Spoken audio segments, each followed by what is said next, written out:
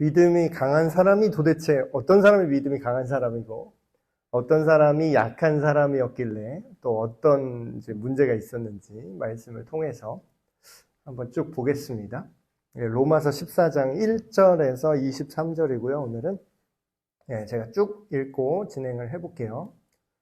믿음이 연약한 자를 너희가 받되 그의 의견을 비판하지 말라. 벌써 시작부터 믿음이 뭔가 약한 사람이라는 내용이 나왔죠. 근데 지금 이제 교회 안에다가 하는 얘기예요, 이 얘기가.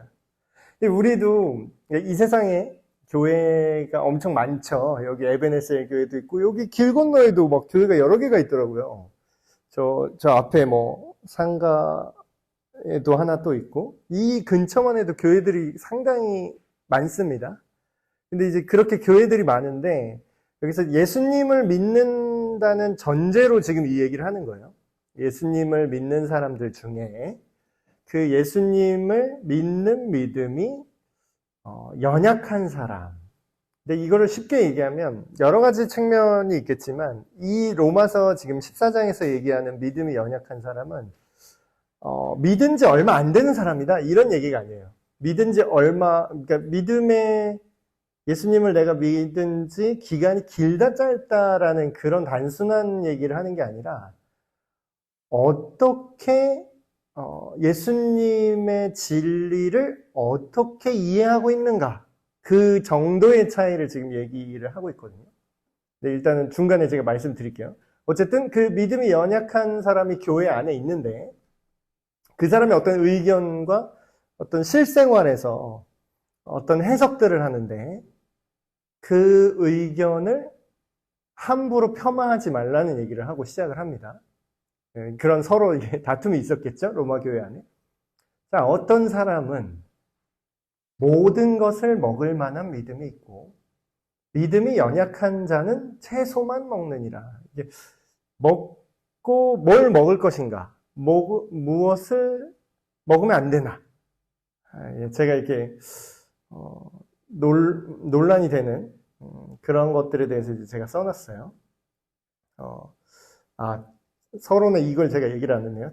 교환 제일 윗부분에 강한 사람과 약한 사람에 대한 얘기가 계속 진행이 될 텐데 우리가 먼저 그거를 생각해 봤으면 좋겠습니다. 하나님이 강하신가요? 약하신가요? 하나님은 강자죠. 그렇죠? 그 모든 것보다 가장 강하신 존재가 하나님이에요. 그러면 하나님이 강하신데 그러면 하나님이 그 이외의 모든 피조물들을 대하실 때 약자를 대하시는 거죠. 그렇죠? 그러면 강하신 하나님은 약한 우리를 어떻게 대하실까요? 그러니까 앞으로 계속 이야기가 진행되겠지만 우리가 강자라는 거를 좀 착각하는 경우가 있어요. 잘못된 강자의 모델. 우리 타락한 세상 속에서는 강자는 약자를 짓밟죠. 이게 타락한 모델입니다, 이거는. 옛날에 사극 드라마 있었는데 되게 유행하던 그 드라마인데 거기 이제 악역을 맡은 분이 이제 주인공에게 패배를 하면서 이런 대사를 하는 거예요. 야, 강자가 약자를 지배하고 잡아먹는 게 나빠? 이렇게 얘기를 하는 거예요. 그건 당연한 거야. 왜 내가 나쁘다 그러는 거야? 강자는 약자를 늑탈하는 거야, 원래. 그렇게 이제 얘기를 하는 거죠. 근데 자기가 그 주인공한테 이제 패배를 하니까 자기가 이제 약자가 된 거잖아요. 그 주인공에 비해서. 그러면서 그 주인공이 이제 그 악당을 죽이면서 되게 씁쓸한 듯이 이제 그 똑같은 말을, 맞아, 네 말이 맞다. 강자는 약자를 늑탈하지. 그러니까 내가 이제 너보다 강자가 됐다라는 걸 이제 얘기를 하는 거죠. 근데 이제 우리가 그런 걸 볼 때 잘못된, 물론 우리가 사는 세상은 그렇습니다. 우리가 사는 세상은 그래요. 어느 정도 진리라고 말할 수 있죠. 근데 그게 이 세상이 그렇게 돌아가고 있는 거지 그게 옳은 건 아니에요. 근데 진정한 강자이신 하나님은 어떻게 약자들을 대우하시냐, 그렇게 늑탈하시느냐, 그게 아니라 하나님의 강함의 모델을 이제 이렇게 이해하시면 돼요. 친절함, 인내, 배려하는 거 있잖아요. 이걸 하는 사람은 우리는 약하게 보죠. 그러니까 배려하고 친절을 베푸는 사람을 쟤는 힘이 없으니까 그냥 숙이는구나, 이렇게 이제 생각을 많이 해요. 근데 실제로 친절, 인내, 배려는요, 강한 사람만 할 수 있습니다. 우리 생각이랑 반대죠. 이 세상 사람들이 흔하게 생각하는 거랑 반대예요. 자, 제가 예를 하나 들어볼게요. 여기서 강한 사람이라는 거는 그냥 힘만 강한 사람을 얘기하는 게 아니에요. 권력만 있는 사람을 얘기하는 게 아니라 내면이 강해야 되고요. 외면도 강해야 되고요. 그리고 지혜로도 강해야 돼요. 내가 쟤보다 더 지혜로운 사람은 뭐죠? 강자죠. 그리고 경험이 더 많으면 강자입니다. 그 얘기는 어떤 많은 사건들을 겪어서 어떻게 해석하는 것이 옳은지를 알고 있는 사람이죠. 이런 사람은 상대적으로 강자라고 할 수 있어요. 자, 보세요. 강자는요, 배려를 할 수가 있어요. 왜냐하면 자기가 뭘 더 알거든요. 그러니까 예를 들면 중간에도 제가 예시로 써놨지만 진짜 정말로 내면이 강한 사람, 그러니까 하나님 기준으로 강한 사람은 어떤 사람이냐면요, 오히려 친절하고 배려를 할 수가 있어요. 왜냐하면 더 잘 보거든요. 그러니까 예를 들어 우리 교회 예를 들어볼게요. 우리 교회 주일에 들어오는 입구 문 있죠. 자동문, 이렇게 스위치 켜놓으면 자동문이 되잖아요. 근데 이 세상 기준 강자는 어떻게 생각하냐면, 이거 버튼 누르는 게 어려워? 이거 누를 힘도 없어? 이거 그냥 누르고 들어오면 되지? 하고 그냥 들어가요. 근데 진짜 하나님 기준 강자는 어떻게 생각하냐면, 어린 꼬마 애들이 그거를 누르지 못하죠. 그리고 어린 꼬마 애들이, 이렇게 우리 교회 문은 이게 센서식이 아니라서 이렇게 다른 자동문을 이렇게 탁 하면은 되면은 그냥 자동으로 열려야 돼요. 근데 우리 교회 문은 닫다 대도 그냥 닫혀. 그럼 반드시 이걸 눌러야 돼요. 그쵸. 그 센서가 있었는데 뭐 어떻게 꺼진 것 같아요? 예. 이렇게 반대로 이렇게 물릴까봐. 그래요? 근데 이제 예시를 잘 생각해 보세요. 그러면 진정한 강자는 그거 하나 못 눌러? 이렇게 넘어가지 않고 그거를 못 누르는 사람이 있다는 걸 생각하고 그게 자동으로 안 움직이게끔 꺼버리고 그냥 열어놓습니다. 그럼 뭐예요? 근데 어떻게 보면은 세상의 기준으로 보면 어때요? 되게 약해 보이잖아. 왜 약한 사람한테 네가 맞춰? 그냥 너는 할 수 있잖아. 너 그거 못해? 그 버튼 하나 못 눌러? 너 바보야? 이렇게 얘기를 해요. 세상은. 네가 그거 하나 누를 힘은 있잖아. 넌 강하니까. 이렇게 얘기하는 거지. 이 논리로. 근데 하나님 기준에 강한 사람은 어때요? 그걸 못하는 자가 있다라는 걸 알고 거기까지 생각이 가서 그거를 배려할 수 있는 사람이 강한 사람이에요. 자, 생각해 봅시다. 애가 강합니까? 부모가 강합니까? 부모가 강한 거예요. 부모가 강하기 때문에 아이를 배려하고 거기까지 생각이 가는 거예요. 애들은 이걸 못 눌러서 여기에 찡겨서 다칠 수도 있구나. 그것까지 생각을 하는 사람이 강한 사람인 거예요. 그러니까 지금 뭐 우리 교회 문 갖고 예를 들었지만, 이런 하나님의 강함은 이런 건데, 지금 여기서 논란이 일었죠. 사실 사람들은 자기가 어떤 영역에서 강한지 약한지조차 모르는 사람도 있어요. 근데 이제 어떤 특별한 이슈가 딱 던져진 거죠. 지금 뭐죠? 먹는 문제가 이제 얘기가 된 거예요. 먹는 문제. 먹는 자는 먹지 않는 자를 업신여기지 말고 먹지 않는 자는 먹는 자를 비판하지 말라. 이는 하나님이 그를 받으셨습니다. 여러분, 이제 이스라엘 사람들이 율법이 있잖아요. 뭐 먹으면 안 된다. 뭐는 먹어도 된다. 그거를 이제 코셔라고 하고, 그게 이슬람 스타일로 바뀐 거를 할랄이라고 하죠. 그래서 그게 이제 레위기의 어떤 의식법을 사람들이 이제 기억을 하고 있으니까 이게 아직도 문제가 되는 거예요. 이 당시에는 로마 교회에 유대인이 아닌 사람들도 있었겠죠. 그럼 그 사람들한테는 이게 먹고 마시는 문제가 잘 모르는 문제라는 거예요. 그러니까 우리식으로 말하면 이렇게 얘기를 해볼게요. 옛날에 우리나라에 이렇게 제사 문화 있잖아요. 제사. 근데 제사상에 이렇게 올라가는 음식들 있죠. 음식들.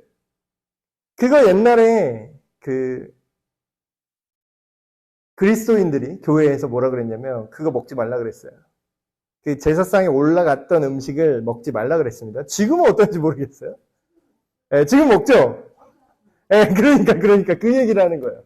근데 그때의 저 어릴 때의 장로님이나 저 어릴 때의 교회 직분자들은요, 제사상에 올라간 음식을 먹지 말라고 가르쳤습니다. 왜 그러냐면, 우리 이제 전통 문화에 그 제사하면은 조상 귀신이, 사실 조상 귀신도 아닌데, 조상 귀신이 와서 그걸 자시고 간다는 거예요. 그럼 뭐예요? 귀신이 먹던 걸 우리 그리스도인이 먹으면 안 된다라는 거죠. 그러니까 그런 느낌이에요, 이것도. 우상에게 제물로 바쳤던 음식이에요. 여기 마침 예시로 이렇게 떡이 있어요. 요거를 그 재단에, 우상 재단에 바쳤던 음식을, 근데 이제 대놓고 그거를 먹는 게 아니라, 이거를 자기는 제의를 해요. 우상 예배를 해요. 제사를 한 다음에, 이 음식들이 남잖아요. 이걸 시장에다 팔아요. 이 음식을. 고기가 됐든 뭐든. 그러니까 어차피 거기서 다 못 먹으니까. 근데 이제 제사는 지내고, 제사도 지내고, 이거를 팔아서 돈도 벌어야겠다. 이런 생각으로 이제 시장에 그 제물로, 우상에게 제물로 바쳤던 음식들이 대표적으로 고기가 이렇게 유통되고 있는 거죠. 근데 그거를 먹지 말라고 하는 거예요. 교회 안에 어떤 사람이. 야, 그거 아니야. 그거 우상숭배 제물이야. 그거 먹으면 안 돼. 그러니까 이제 논란이 벌어진 거예요. 근데 어떤 그리스도인은 야, 우리가 예수님을 믿어서 구원받았지, 그거 걔네가 뭐, 어차피 이스나마나 잡신인데, 그런 애들한테 우리가 믿는 예수님과 하나님이 밀리는 것도 아니고, 그거를 우리가 먹는다고 우리 구원이 취소되는 것도 아닌데, 너 왜 이렇게 민감하게 굴어? 이렇게 얘기가 된 거죠. 근데 그게 민감한 사람도 있는 거예요, 교회 안에는. 특별히 옛날에 예를 들어서 뭐 제우스라고 합시다. 제우스 재단에 바친 고기야. 근데 옛날에 내가 예수님 믿기 전에, 그리스도인이 되기 전에 제우스 신을 섬겼어. 근데 그 제사에 바쳤던 똑같은 고기가 교회 안에 이제 올라오네? 그럼 그거 볼 때 그 사람 뭐가 생각나요? 아씨, 이거 제우스한테 바쳤던 거네? 그럼 그 사람이 이 음식을 보면 뭐가 생각나요? 예수님께서 나에게 주신 먹을 거요, 감사하게, 이렇게 생각이 들어요? 옛날에 우상숭배했던 그 생각이 나요. 그러니까 업신여기지는 말라는 거예요. 자기가 이거 못 먹겠어. 이거는 우리는 먹으면 안 될 것 같아. 이런 얘기를 하더라도 그거를 비판하지 말라는 거예요. 쭉 볼게요. 남의 하인을 비판하는 너는 누구냐? 여기서 하인은 이제 우리가 그런 표현을 하잖아요. 우리가 예수님을 믿을 때 하나님의 자녀, 하나님의 종, 하나님의 동력자, 그렇게 얘기를 하죠. 하나님과 함께 살아가는 존재라는 거예요. 여기 의견이 갈라졌지언정 우리는 모두 다 뭐예요? 그리스도인이라는 거예요. 근데 그 비판하는 너는 도대체 누구냐라는 거죠. 그가 서 있는 것이나 넘어지는 것이 누구에게 달렸다고요? 자기 주인에게 있음에. 예수님이죠. 그가 세움을 받으리니 이는 그를 세우시는 권능이 주께 있음이라. 그가 넘어지고 일어나고 그 사람이 인생에서 죄를 범할지 다시 거룩하게 될지 어차피 누구한테 달려있다고요? 예수 그리스도와의 관계 안에 그게 달려있다는 거예요. 근데 그 과정에서 그 사람이 지금 어느 상태인지 우리가 모르잖아요. 근데 되게 다 아는 것처럼 얘기를 한다는 거지. 그러니까 비판을 한다는 건 뭐예요? 여기서 말하는 건 비판이라기보다는 정죄에 가까운데, 너 그거 잘못된 거야. 너 그거 잘못된 거라고. 이렇게 쉽게 얘기를 할 수가 있어요. 자, 여기서 중간에 뭐 제가 써놨는데, 의견 충돌이 이렇게 의견하죠. 의견 충돌이 일어나는데, 항상 문제는 뭐가 문제예요?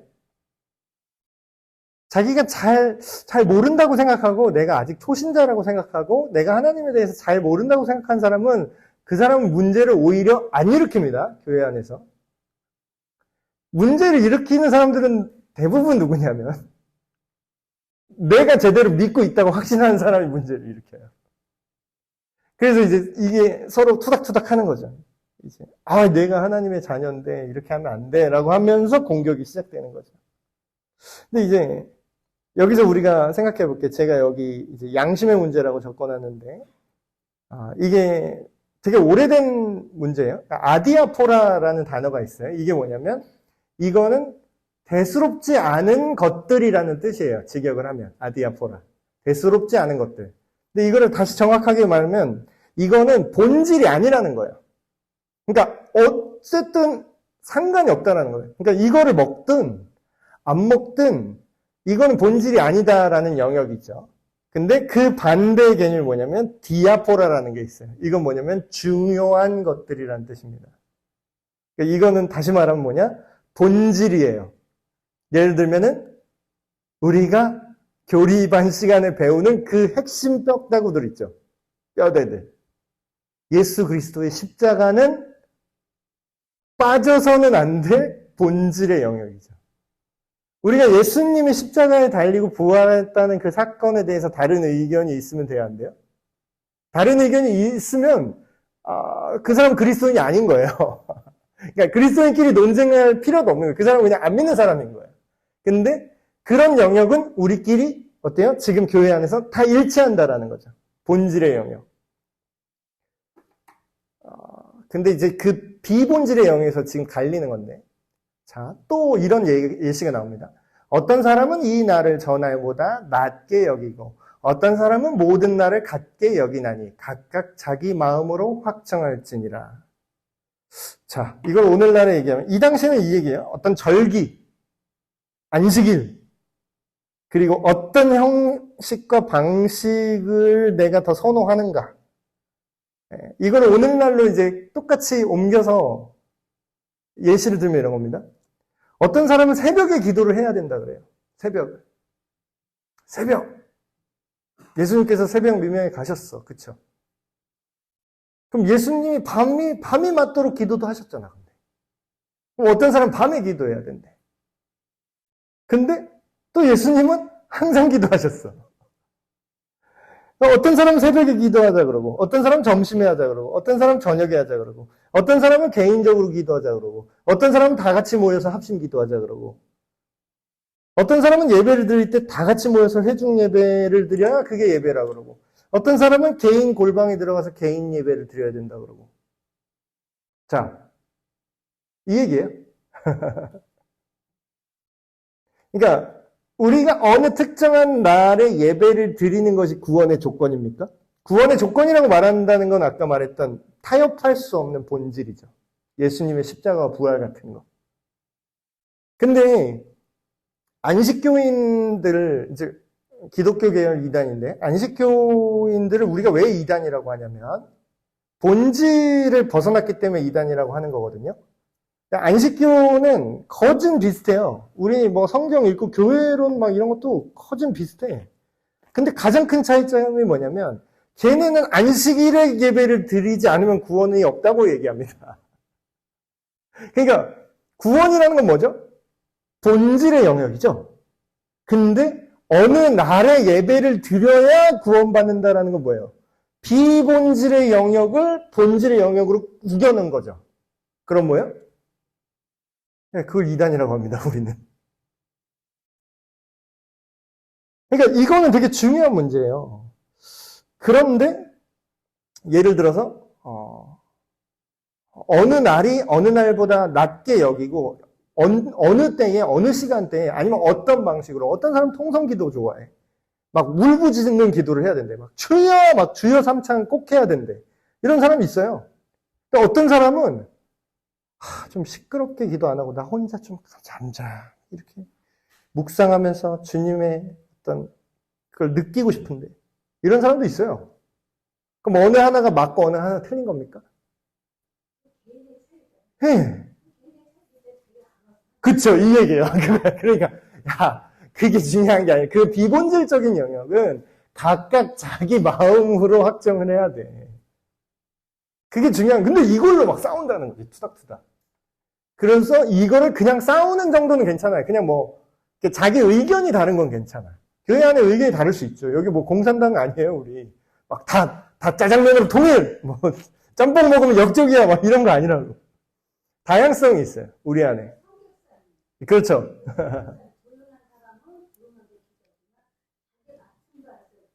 네. 그렇죠.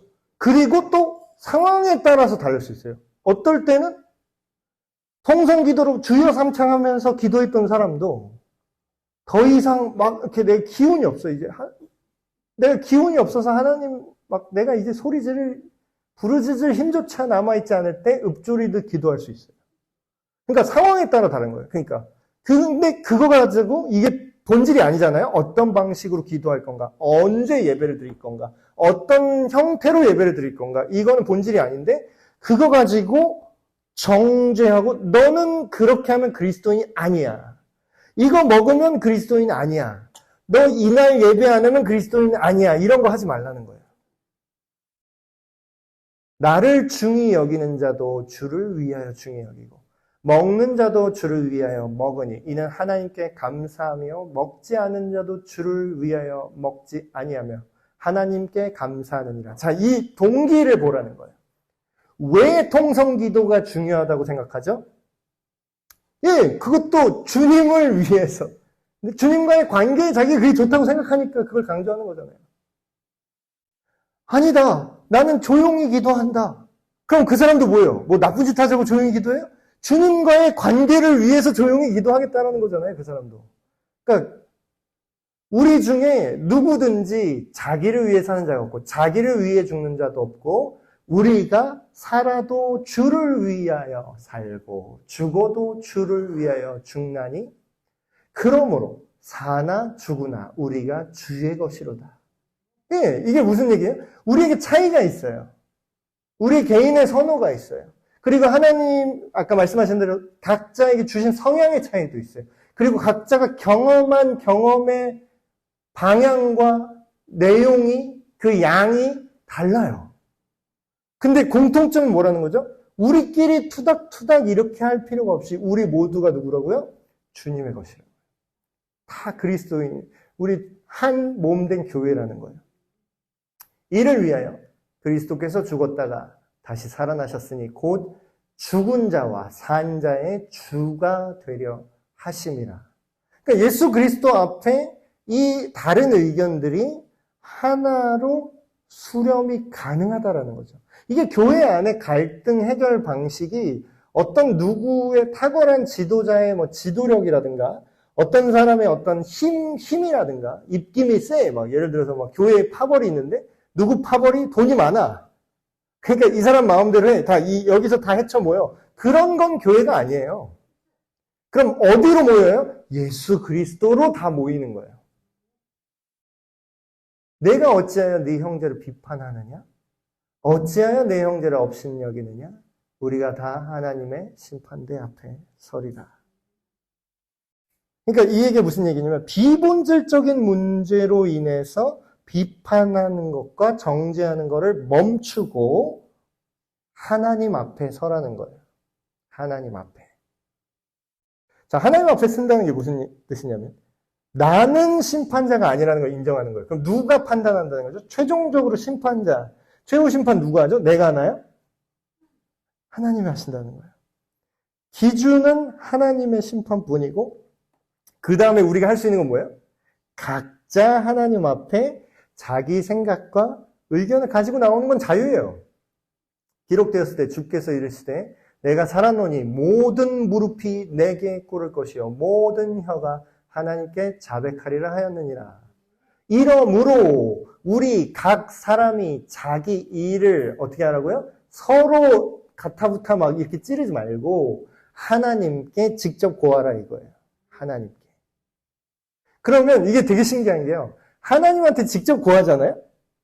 그러면 정말로 이 사람이 하나님의 자녀라면 하나님께서 그 내가 못 봤던 그런 편협한 시각으로 인해서 이 사람이 나는 이거 하나님이 이 사람 지금 잘못하고 있는 거 아니에요?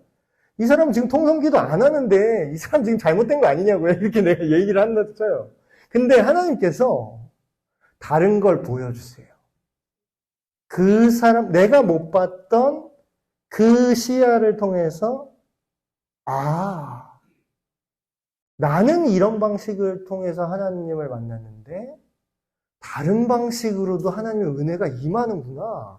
성경에 보면은 유대인만 이거 부정한 음식 먹지 말라고 나는 배웠어. 근데 하나님이 자꾸 먹으래 나보러 꿈에 베드로의 꿈이죠 환장에 자꾸 먹으라는 거야. 근데 이건 전 못 먹습니다. 근데 하나님이 뭐라 그러죠? 내가 거룩하게 한 것을 네가 부정하다 하지 마라. 근데 그게 뭔 뜻인가 했는데 깨서 딱 보니까 자기들이 겸상을 할 수 없었던 이방인 고넬료라는 사람이 하나님께서 내가 기도하다가 하나님께서 나에게 베드로라는 사람한테 찾아가서 그 사람한테 말씀을 들으라고 내가 들었습니다. 그럼 뭐예요? 내 기준으로는 안 되는 거였어요. 내 기준으로는 기도는 예를 들어서 빡세게 해야 돼. 그럼 믿음 없는 기도예요. 그 조용히 씨 부리는 그런 기도는 그 기도 축에도 못 끼는 거야. 이렇게 생각을 했던 사람이 다른 걸 보게 되는 거야. 하나님이 그걸 보여주는 거야. 나는 산기도 가서 나무 뿌리 뽑는 것만 기도인 줄 알았는데 아니 요즘 젊은 친구들은 점심에 기도를 하네. 저녁에 기도를 하네. 글쎄 난 새벽만 기도인 줄 알았는데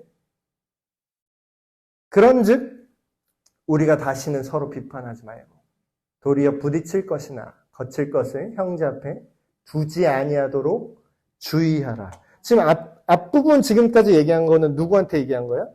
자, 이쯤에서 제가 공개를 할게요. 누가 믿음이 강한 사람이고 누가 약한 사람일까요? 지금 이 맥락에서 누가 약자고 누가 강할까? 자, 강자가 누구냐면요. 본질을 알기 때문에 비본질적인 부분에서 자유로울 수 있는 사람이 강자입니다. 그러니까 아까 그 비유로 들어올게요. 우리 실생활에서. 진짜 강자는 누군지 아세요? 새벽에 기도해도 되고 점심에 기도해도 되고 저녁에 기도해도 되고 통성기도 주여 삼창 할 수도 있고 혼자 골방에서 조용히 기도할 수 있고 심지어는 일할 때 인스턴트로 마음속으로 실시간을 기도할 수 있는 사람이에요. 회중 예배만 모여서 예배하는 사람이 강한 사람이 아니라 회중 예배에서도 같이 모여서 예배할 수도 있고 아무도 안 보는 자기 방에서 혼자 예배도 가능한 사람. 그 사람이 강자입니다. 그 사람이 강자예요. 이게 우상에게 바친 건지 뭔지 지들 생각이지. 귀신이 와서 그걸 먹었다고 쳐 그래. 그래봤자 귀신 나부랭이 아니야. 내가 누군데? 나는 하나님의 아들인데 지가 여기다 어쩔 거야. 난 맛있게 먹으면 그냥 난 내 영양소인데. 이렇게 생각하는 사람이 강자예요. 근데 이제 약자는 어떤 느낌이냐면 이게 문제가 안 되는데 자기한테 자꾸 문제가 되는 사람이에요. 자, 이제 약자를 어떻게 근데 지금까지는 이제 약자가 강자를 어떻게 비판한 거죠. 야, 너 좀 그걸 그렇게 먹을 수가 있어. 그거 먹으면 안 되지. 근데 이후로 지금 펼쳐진 얘기는 강자가 어떻게 해야 되는지 하는 얘기가 진행됩니다. 자, 내가 주 예수 안에서 알고 확신하노니 무엇이든지 스스로 속된 것이 없으되 다만 속되게 여기는 그 사람에게는 속되니라. 자, 이게 무슨 얘기냐면 자, 옛날에 제가 수련회를 갔는데, 수련회 때, 그때 고등부 수련회 갔어요. 다른 교회에서 제가 사역할 때. 고등부 여름 수련회를 제가 애들을 데리고 갔어요. 근데 제가 이제 집회 시간에 이제 찬양하고 제가 설교를 하잖아요. 수련회니까. 수련회 집회 때 내가 하는데, 어떤, 고등부 여자친구 하나가 저한테 이제 살짝 와서 이렇게 얘기를 하는 거예요. 저기 목사님, 근데 목사님 지금 양말 안 신으셨어요. 양말 안 신었대. 그래서 제가 안 신었는데 왜? 그랬어요.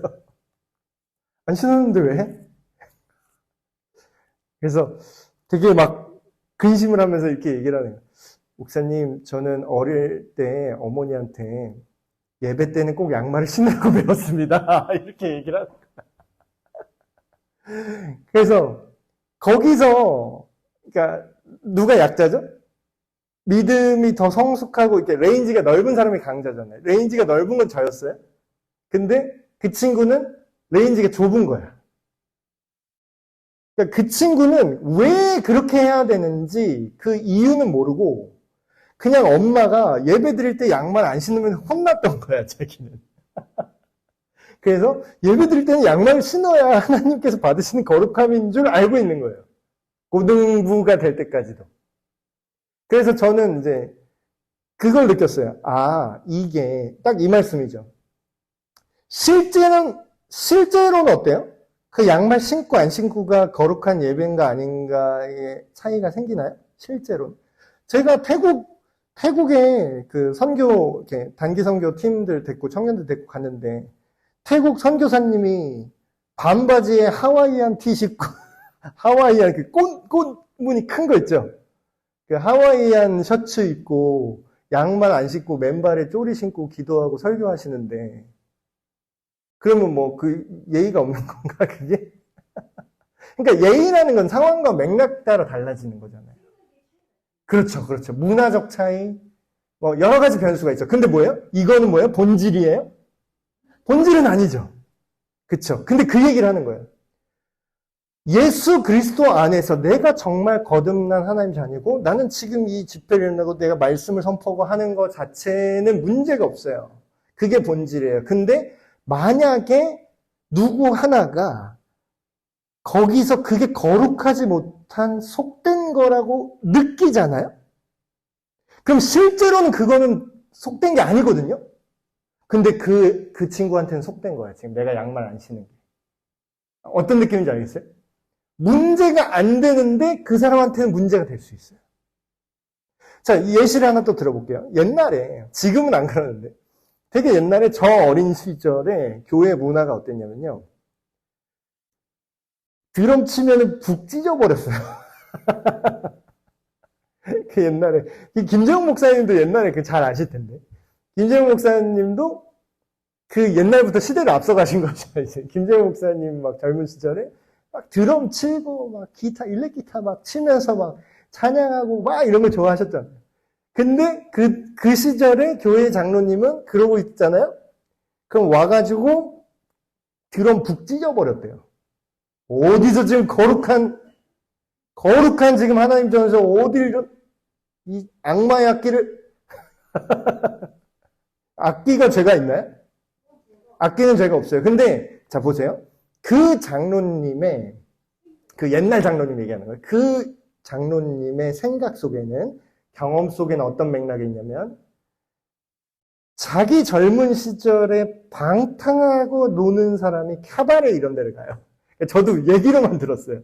이제 뭐라 그러지? 그 딴따라라 그러나? 옛날 그 용어가 있어. 되게 좀 천박한 용어인데 그런 음악하는 그 뮤지션들이 옛날에는 그런 술집에 가서 연주를 했대요. 그러니까 그 시대는 이런 연주를 일반인들은 거의 보기가 힘들었고 그 당시에 콘서트나 공연 문화나 TV에서도 이런 걸 보는 게 희귀한 시대였기 때문에 이런 걸 보려면 어딜 가야 되냐면 술집 캬바레에서 그 딴따라들이 와서 연주하면서 거기서 술 먹고 사람들이랑 막 방탕하게 노는 자리에서만 이걸 볼 수 있었던 거지. 그러니까 이제 그 장로님은 이제 예수님 믿기 전에 소시적이 좀 노셨던 분이. 그러니까 그분이 생각할 때는 어때요? 드럼을 치는 건 방탕한 문화인 거야.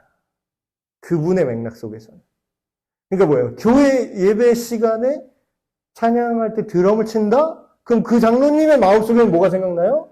그때 그 방탕한 예수님을 알지 못하고 방탕하게 즐겼던 그 기억이 자꾸 떠오르는 거예요. 그럼 뭐예요? 실제로 드럼은 죄가 없어.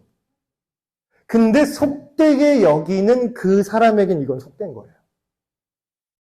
그러니까 이런 맥락을 우리가 알아야 된다는 거죠. 만일 음식으로 말미암아 너의 형제가 근심하게 되면 이는 네가 사랑으로 행하지 아니함이라.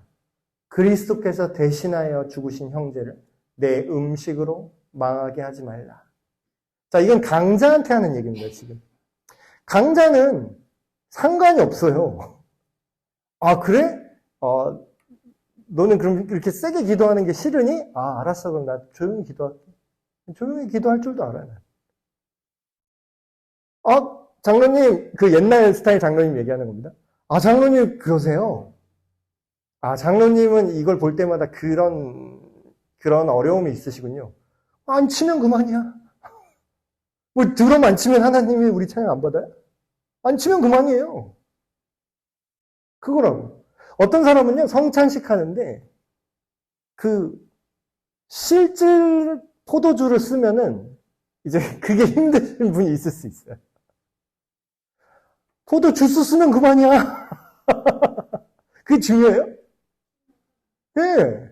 그렇게 할 수 있어야 되는 거예요. 만약에 이것 때문에, 만약에 그 친구가, 아까 수련회 때 그 고등학생 여자애가, 그 친구가, 목사님이 양말을 안 신어서 제가 너무 마음이 어려워서 도저히 예배에 집중이 안 돼요. 그렇게 말했으면 저는 양말 신으면 그만이에요. 근데 그 친구가 더 성장하길 바랬어요. 그러니까 이거를 말을 안 하고 그냥 그 친구한테 무조건 맞춰주잖아요. 그러면 그 친구는 평생 죽을 때까지 예배 때는 양말을 신는 게 거룩하다고 죽을 때까지 믿을 거야.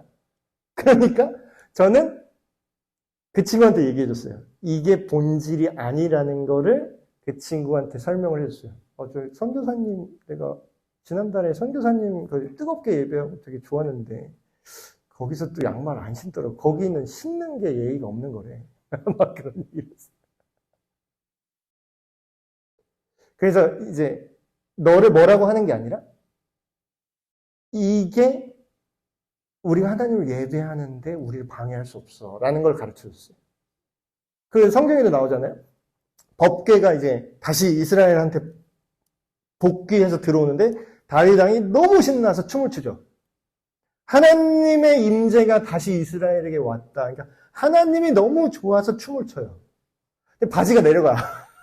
너무 신나서 춤을 춘 나머지 허리끈이 부러졌어. 근데 모르고 계속 춤춰. 근데 그 아내가 뭐라 그래요? 막 욕하죠. 어딜 왕이 채신머리 없게. 근데 그 사람한테는 지금 왕의 체면이 더 중요한 거야. 근데 다윗한테는 뭐가 중요해요? 체면이 중요한 게 아니라 하나님을 기뻐하는 게 더 큰 거야. 그럼 뭐야? 누가 제대로 예배를 드린 거예요, 지금? 다윗이 제대로 드린 거죠.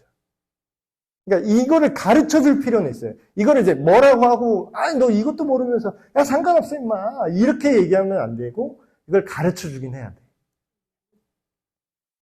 그러므로, 너희의 선한 것이 비방을 받지 않게 하라. 하나님의 나라는 먹는 것과 마시는 것이 아니요. 오직 성령 안에 있는 의와 평강과 희락이다. 이게 본질이라는 거예요. 본질.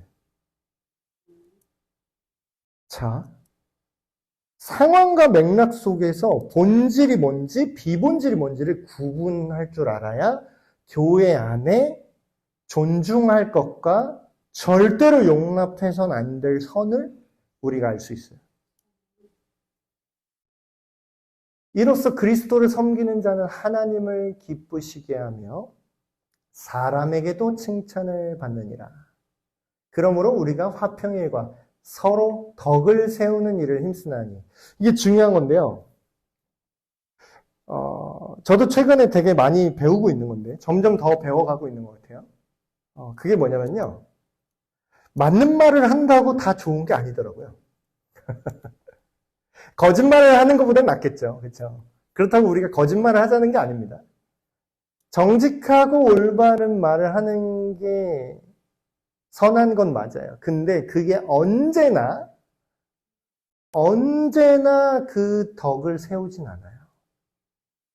그러니까 예를 들어 볼게요. 극단적인 예. 누가 딱 와갖고 객관적으로 내 외모를 평가해 주세요. 딱 누가 왔어. 그럼 거기서 사실을 말하면 어떻게 되냐면 사실 적시 명예훼손이 될 수 있습니다.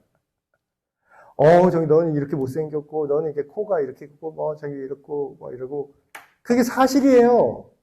근데 사실이면 어쩔 건데 그게 이 사람의 관계에 지금 도움이 되나요? 이 사실을 말하는 게?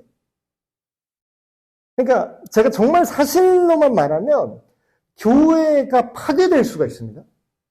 정말 사실만 말하면 교회가 파괴될 수가 있어요. 그렇다고 거짓을 말해야 된다는 뜻은 아닙니다. 자, 이제 생각을 해보세요. 예를 들면 누가 막 이런 질문을 했어요. 목사님, 술 마시면 지옥 갑니까? 이렇게 질문을. 항상 질문은 극단적이야, 사람들이. 되게 간단하게 알기로 원해. 술 마시면 지옥 갑니까? 이렇게 물어본다고 생각을 해보세요. 제가 정말 사실만 말하면 어떻게 되는 줄 아세요? 아니, 술 마시는 거랑 지옥 가는 거랑 상관이 없어. 이러면 어떻게 해요? 전 사실을 말했어요. 근데 그 사람은 어떻게 해석을 하죠? 아하! 시원하게 내일부터 달려보자. 이렇게 되는 거야. 그럼 어떻게 해요? 우리가 그것이 먹고 마시는 것이 구원에 영향을 미치지 않아요. 예를 들면 제사 음식을 먹는 게 그리스도인 신도한테는 진짜 1도 상관이 없어요. 제가 막 그런 거 막 얘기하거든요. 막 이사할 때 막 손 없는 날, 손 있는 날 막 이런 거 있잖아요.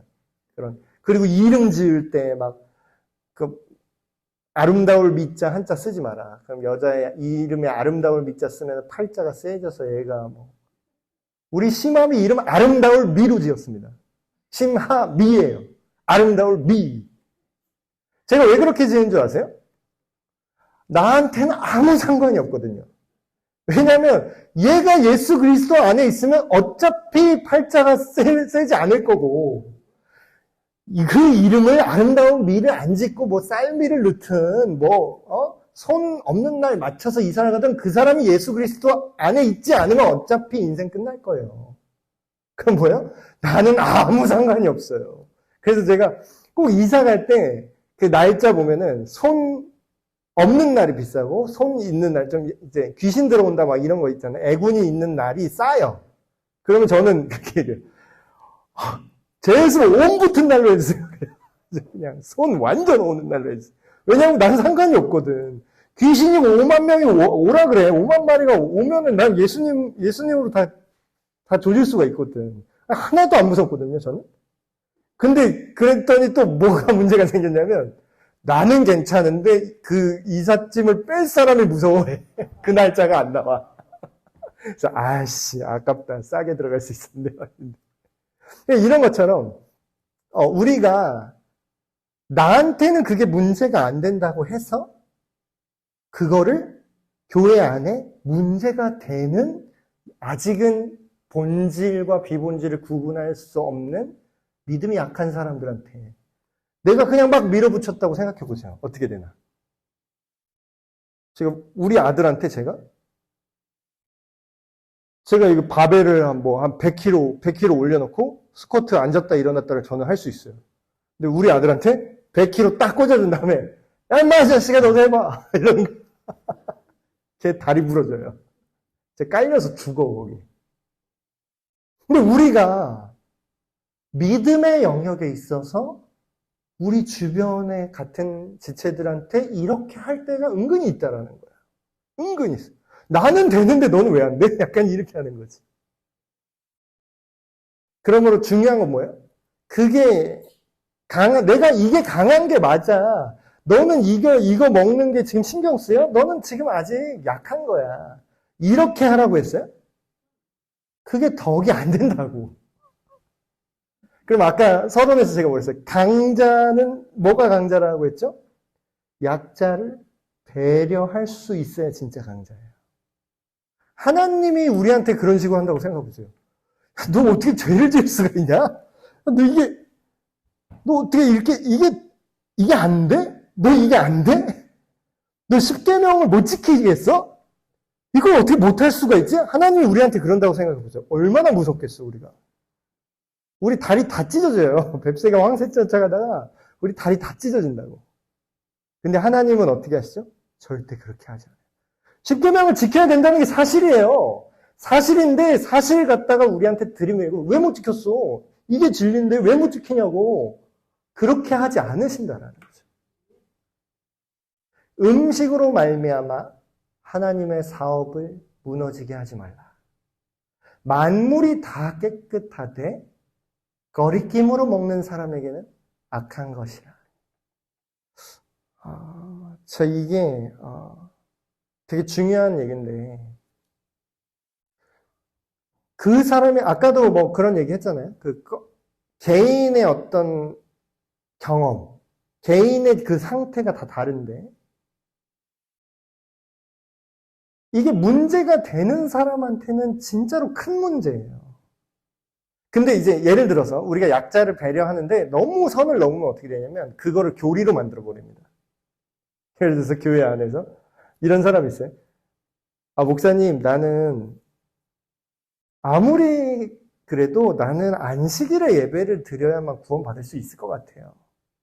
나는 예를 들어서 세례를 이 관술에 물 이렇게 부는 거는 구원 못 받을 것 같고 나는 침수례를 받아야만 꼭 나는 구원받을 수 있을 것 같아요. 그러니까 이걸 그럼 연약하니까 너는 그렇게 생각하세요 이러면 돼요? 그거는 뭐예요? 지금 본질을 건드리는 거죠. 그걸 내가 만약에 약자를 배려한답시고 그거를 그렇게 하세요 하면 어떻게 돼요? 잘못된 신호를 주는 거죠. 다른 대다수의 그리스도인이. 할례를 받아야만 구원받는 거구나. 갈라디아서 말씀 얘기한 것처럼. 할례가 구원의 조건이구나. 이렇게 오해할 수 있어요. 토요일에 예배를 드려야 구원을 받는 거구나. 라는 잘못된 신호를 줄 수 있다니까. 세례의 방식에 따라서 구원이 바뀔 수 있구나. 어떤 악기를 쓰고 안 쓰고가 하나님이 받으시는 예배가 될 수도 있구나. 그럼 뭐야? 그거는 잘못된 배려예요. 그거는 배려가 아니에요. 그거는 진리를 타협하는 거예요. 근데 그걸 그 안에 있는데 아까 말했던 선택의 폭이 어느 정도 있는 거. 자, 술 먹으면 내가 예수님을 따르기가 힘들다고 느끼는 사람이 있어요? 그럼 그 사람 앞에서 그거 아니야.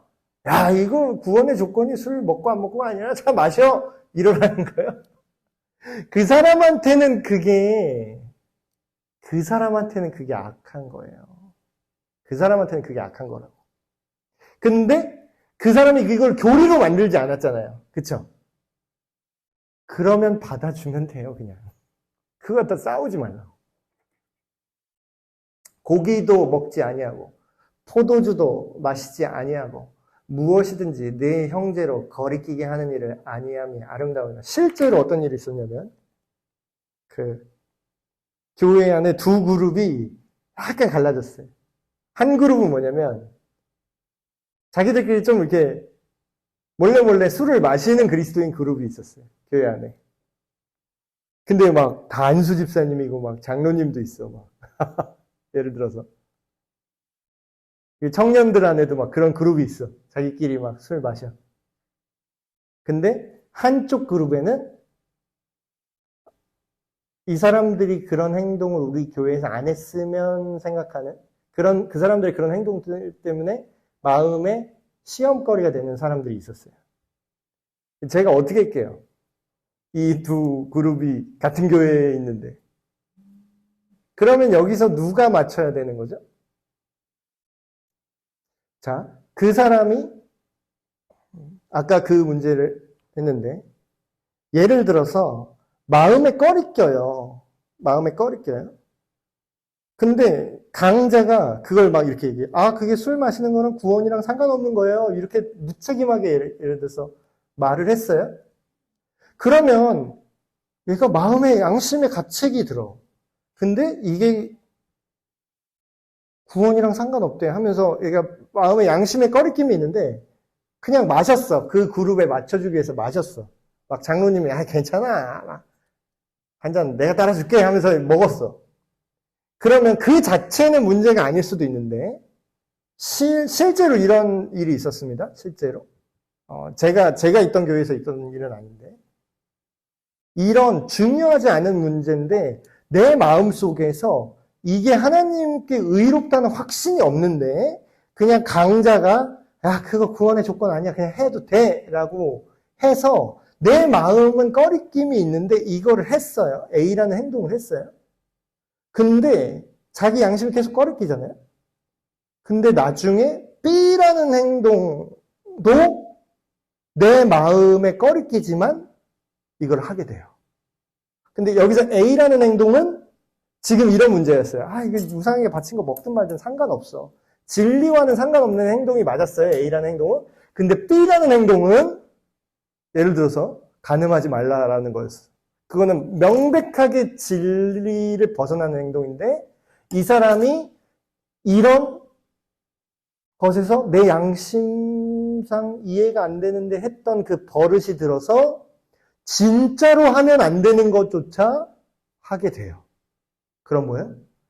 그렇게 하지 말라는 거예요. 그럴 바에는 어떻게 하라고요? 이 A라는 것도 해도 그만 안 해도 그만하는 일도 뭐라고요?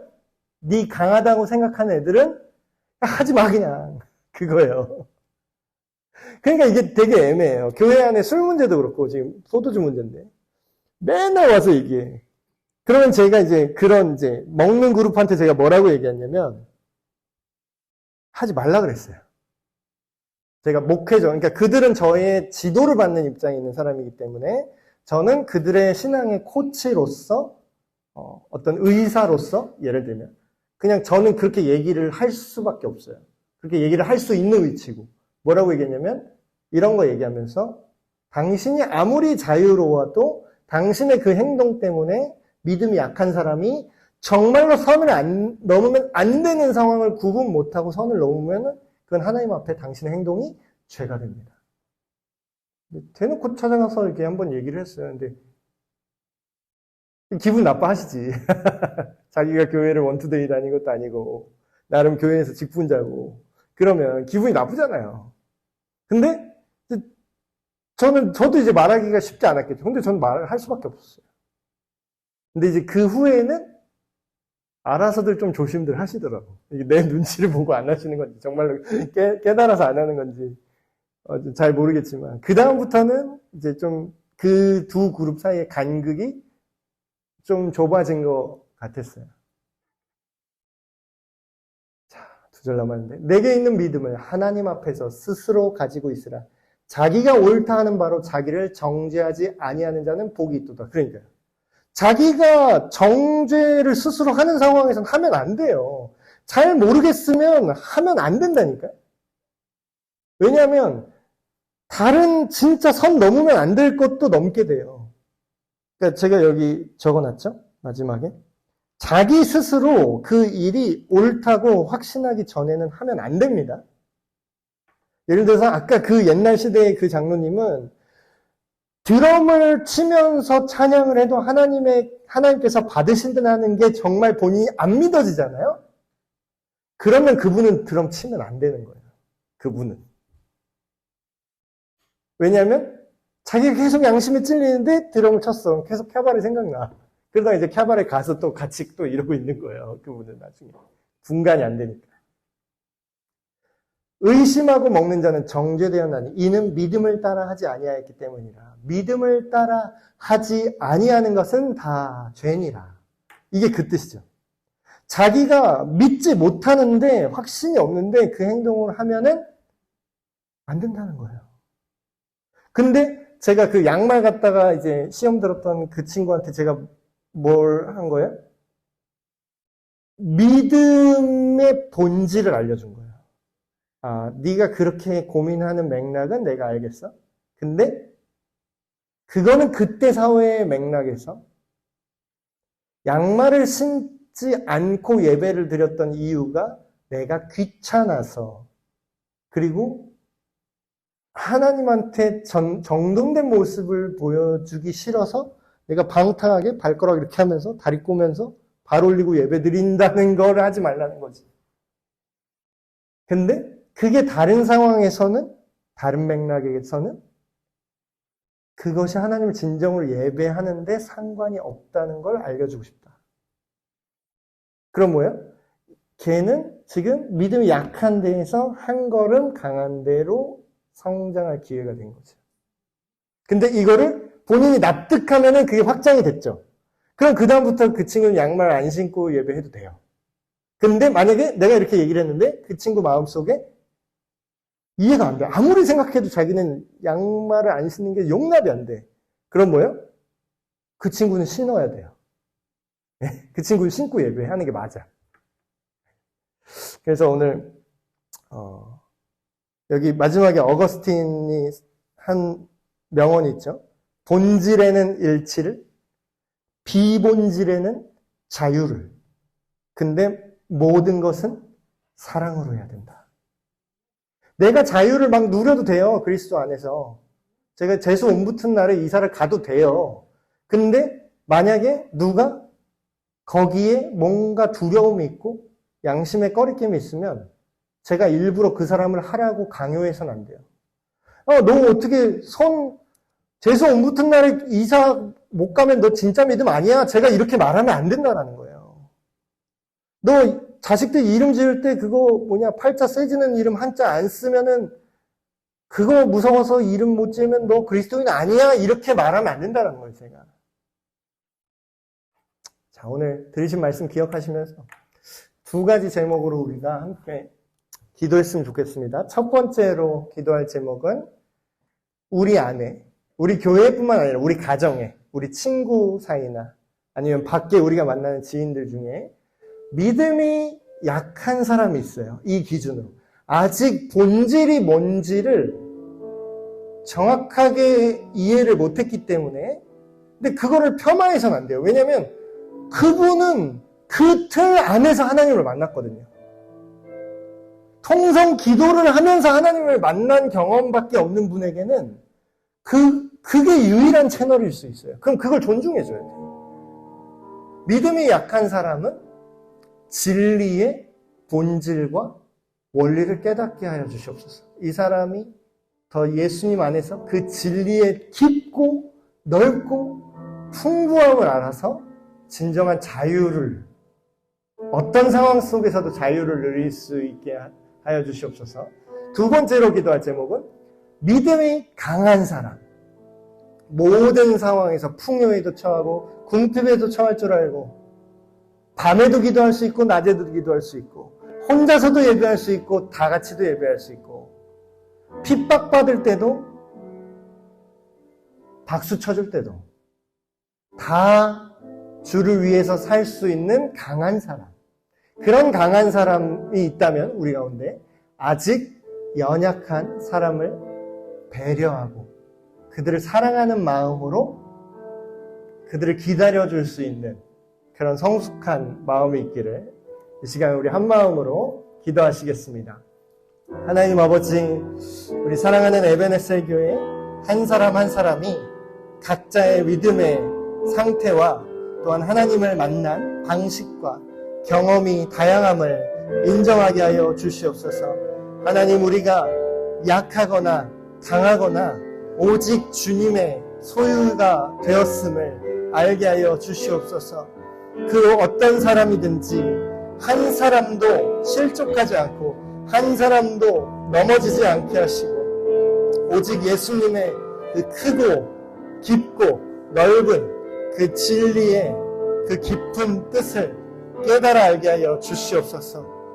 우리가 과거의 믿음이 약할 때를 기억할 줄 알게 하시고 강한 자가 되어서는 도리어 그 연약한 자들을 섬기고 배려하고 또한 그들이 그리스도의 장성한 분량에 이르기까지 인도하고 하나하나 계단을 놓아줄 수 있는 그런 친절한 그런 사랑이 넘치는 주님의 자녀로 우리를 성숙시켜 주시옵소서. 하나님 아버지, 오늘 로마서 14장 말씀을 통하여서 우리의 강한 믿음과 또한 약한 믿음의 그런 상황들을 살펴보았습니다. 우리가 처음부터 믿음이 강했던 적은 없고 첫 하나님을 만난 그 시점부터 나를 만나주신 하나님의 그 방법, 또 내가 하나님을 알게 됐던 그 삶의 맥락과 그 자리가 다 다릅니다. 이전에는 내가 한 가지 방법으로밖에 하나님을 만나지 못했다면 점점 더 성숙하고 성장하고 하나님께서 나를 이끌어 가시는 과정 속에서 더 많은 다양한 방식과 방법과 또 다양한 영성으로 우리가 자라나게 되었습니다. 우리가 옛날을 기억하게 하시고 내가 알지 못하는 더욱더 크고 비밀한 하나님의 섭리가 있음을 인정하는 지혜가 있게 하시고 우리가 약한 자나 강한 자나 서로를 섬기며 서로를 사랑하며 하나된 교회 되게 하여 주시옵소서. 우리 주 예수 그리스도의 이름으로 기도하옵나이다. 아멘. 네, 마쳤습니다.